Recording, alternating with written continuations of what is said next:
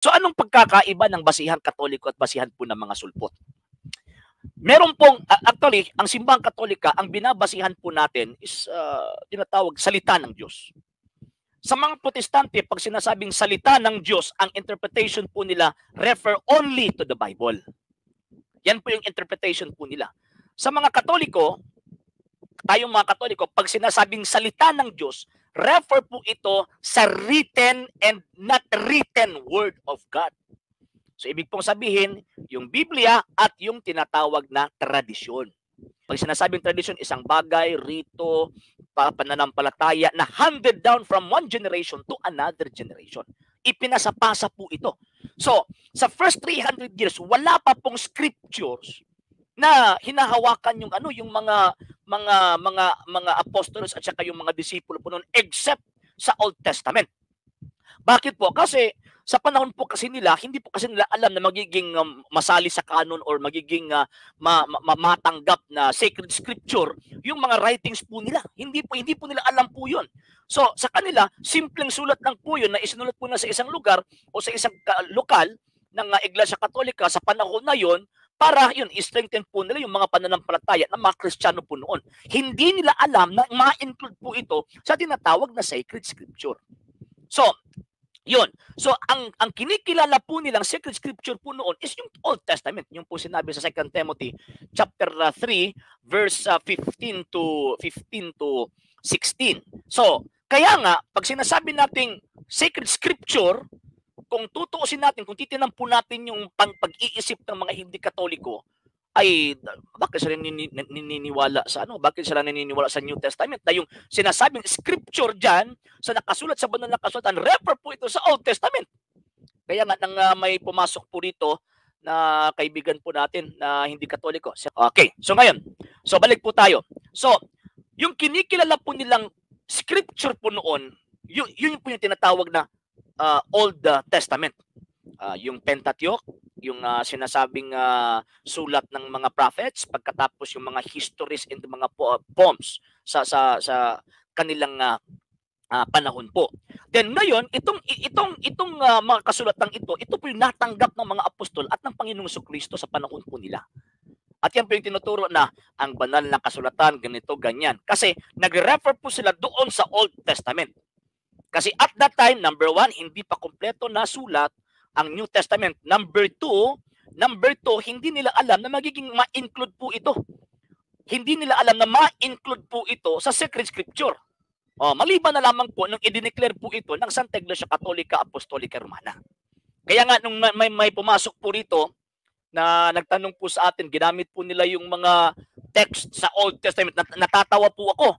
Bakit po? Kasi even Prophet Isaiah, hindi po niya alam na ma-include po ito sa canon ng sacred scripture. Kasi ang pinaniniwalaan po nilang sacred scripture po noon, yung ng mga Hudyo, hindi pa nagsulat yung mga propeta, ang pinaniniwalaan po nilang canon or pinaniniwalaan po nilang Holy Scripture po noon is yung Pentateuch. Late na po na kinikilala ng mga Hudyo yung mga sinulat ng mga propeta bilang sacred scripture. Ang Hudyo na po ang kumikilala. Hindi po ito i-declare ni Propeta Isaiah at iba pang tinatawag ng mga propeta. Hindi po. So yun. So kung susundin po natin ang pag-iisip ng mga kaibigan natin, yung mga hindi Katoliko, kung magko-quote po sila, kung sinisipi po nila yung mga statements sa banal na kasulatan, pagkatapos pinapatungkol po nila, ang pag-iisip po nila, refer dito sa Biblia, mali po. Particularly mali po. Pero in terms of general point of view, yes. Pero in particular, mali po. Bakit po? Kasi sa panahon po kasi ng mga propeta, ang kinikilalang po ng scriptures is yung Pentateuch. Kung susundin po natin na wala na pong iba, so dapat hindi sa tatanggap sa kasulatan ng mga propeta, hindi sa tatanggap sa mga kasulatan outside the Pentateuch. Yan po yung dapat pag-isipan ng mga hindi Katoliko. Sa atin, bakit yung tinatanggap? Kasi doon po tayo nagbibase sa general point of view. Na merong, ang ibig sabihin, merong ibinibigay ang Diyos na mensahe sa mga taong, yun, nakasulat. Nakasulat po sila patungkol po sa mensahe ng Panginoong Diyos. Inspired po sila, kumbaga. And pagkatapos, ang nag-determine po niya, nakasali yan doon sa sacred scripture, yung may authority. Hindi po yung tinatawag na Biblia. So kung sino po yung may authority na binigay po ng Diyos sa kanilang authority na yun, sila po yung nag-determine na itong mga kasulatang ito ay kasali ito sa sacred scripture. Yun. Kaya nga tayo mga Katoliko, hindi pwede na Bible alone lang po.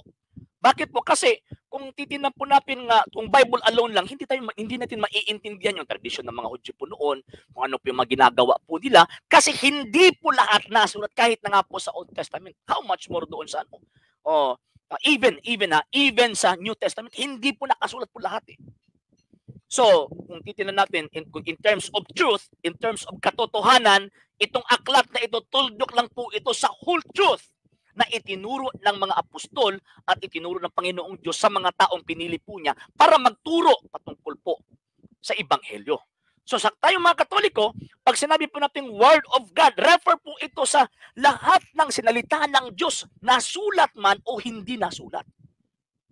Sa mga hindi Katoliko, ang sa kanila is nasulat lang. Wala na pong iba. Bakit po hindi po natatanggapin yung tinatawag na tradisyon ng pananampalataya? Ano po ba yung tinatawag na reason? Bakit po? Kasi hindi po nila alam yung tradisyon ng pananampalataya kasi sulpot lang po sila. Sulpot lang po sila eh. Sulpot. Eh bakit yung mga apostol po noon? Bakit alam nila yung kahulugan ng nakasulat? Bakit po? Kasi nakatanggap din po sila sa tradisyon ng mga Hudyo. Alam po nila yun. Kaya nga, nang in-explain po ito ni St. Paul, yung kamatayan ng Panginoon Jesucristo, ikinumpare po niya doon sa yung sacrifice and offering ng mga pari sa Old Testament at ikinumpare po niya yung sacrifice and offering ng ating Panginoong Jesucristo. So, nagbabase po siya doon sa tinatawag na tradisyon ng mga Hudyo. So, kaya nga, hindi pwede na scripture alone lang. Hindi pwede yun. Kasi yung scripture alone or sola scriptura, imbento lang po ito ni Martin Lutero. Before 1517, wala pa pong itinuro ang mga apostol, wala pa pong itinuro or walang doktrina na natanggap ang mga disipulo ng mga apostol na sola scriptura. Kasi sa panahon po nila, wala pa pong tinatawag na Biblia until pagdating ng 4th century. So kaya nga, yung sinasabi na, ako, alam mo ba na Bible alone Christian lang ako. Bible alone Christian lang daw sila po. Din ngayon, tatanungin natin, sige, magtatanong po ako sa inyo, wag po tayong lalampas sa Biblia. So dito lang po tayo sa Biblia. O ngayon, nang tinatanong po natin, nag-create ng kanyang tinatawag na opinion na hindi nakasulat sa banal na kasulatan. Sa hindi pa po nakapag-follow sa mga pages po natin, i-follow nyo po yung mga pages po natin, RJ Horolanciano II, TV Apolia Punto Argumento page, Kuya Apologist TV page, and RJ's Vlog 2022. And pwede rin po kayo mag-send po dyan ng Facebook stars. And also, sa ating po mga channels, sa hindi po nakapag-subscribe, subscribe po ninyo yung mga channels natin, Dalay Catholic, Apologist International Official, RJ Sano II TV, Kuya Apologist TV, and Barrio Kawayan Religious Forum. And pwede rin po kayo mag-send po dyan ng super sticker, super chats, and super thanks. And maraming salamat po sa mga kapatid ko mga Katoliko na always pong tumutulong sa programa po natin. Maraming salamat po. Nang dahil po sa tulong at suporta po ninyo, ang programa pong ito, until now, andito pa rin po sa social media. And until now din po, nangangailangan pa rin po tayo sa tulong at suporta po ninyo dahil wala po kami magagawa rito mga sir, mga ma'am, kung wala po yung tulong at suporta po ninyo. Sa gusto pong tumulong, sa gusto pong sumuporta, pwede po ninyong ipadala ang tulong at suporta po ninyo sa pamamagitan po ng ating mga account numbers dyan po sa ating pong screen. And pwede nyo po kaming i-message sa ating pong page kung via remittance po yung ipadala po ninyo. Maraming salamat po in advance.